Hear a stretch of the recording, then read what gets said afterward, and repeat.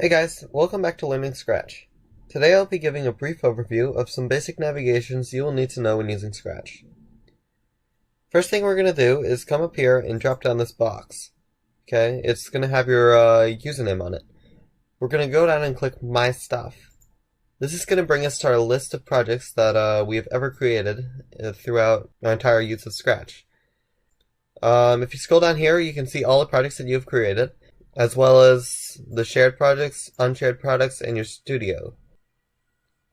What we're going to do now is create a new project because most of the people here will be new to Scratch.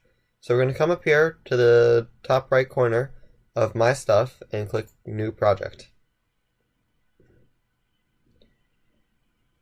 Now that we have our new project, we're going to go ahead and title it. So up here where it says Untitled 3 at the top, we're going to write Navigations. Great, so now it's named. Now, I should probably show you what all this stuff is. Right here in this middle box, we have what our code will be. So this is basically where when we're programming, we drag all our code here, and when we click this flag up here, it runs our program. To stop our program, we also have this stop sign over here. So if your program doesn't have a specific time that it stops at, like if it runs forever, you can hit the stop sign and it will stop your program. You get your code from this box over here to the left. This is organized into 8 categories.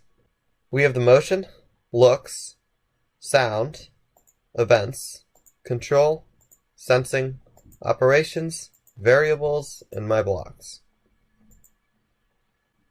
You'll also notice that to the right, in the upper area, we have this cat over here.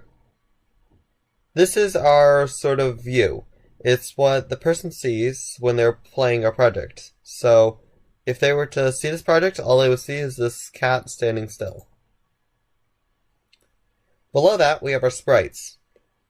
Right now we only have 1 sprite, but when we add more, you'll see that we kind of have like 2 sprites or 3 sprites.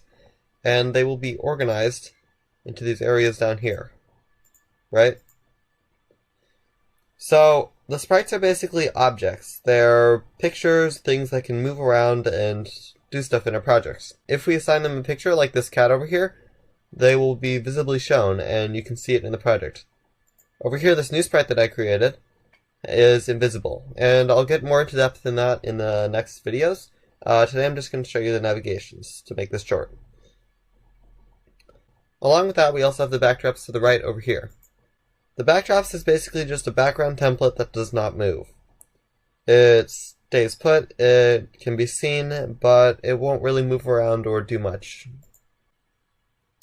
Something else that would be useful to know is the costumes and sounds area. So far we're viewing the code in this area over here.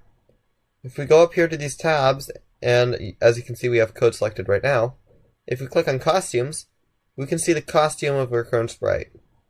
If we click on sounds, we can see the sounds that it contains. Under the costumes tab, I just wanted to showcase this quickly. You'll see that right now in sprite 1 we have selected, we can see our cat. That is the sprite. If we click on sprite 2, however, we have nothing there because this sprite is blank. Now, I'll be showing you how to change and edit these pictures and how to use sprites in probably the next 2-3 videos. Okay, so I'm just going to go back to code, and that's all you really need to know for navigation. Final things I should tell you are how to save the project. So if I were to drag in a piece of code, you'll see that the Save Now button comes up. Normally it automatically saves, but just in case, you should always click this button before exiting your project, okay? Now there's also another button that'll be useful to you. It's this See Project page. If you click it, it'll bring you to the page that people see when they're viewing your project. So over here we have instructions like click the flag, and we have notes and credits, which can be really written anything in. If you took sounds from a website, you could list the website. If you got inspiration from someone, you could write down their names or projects or whatever you want. One thing to note, if you directly copy a project that already exists on Scratch, the creators will probably find it and take it down. However, it is okay if you make a small change, if you make a graphical change, if you improve the code somehow. That's fine. You should list that in the notes and credits, and then that's all you need to do. Your project will be fine. The last thing we're going to do here is just come up here and click share if you want to share your project. To do this, though, I should mention that you need to verify your email when you make your account, because otherwise you won't be able to share projects until you do so.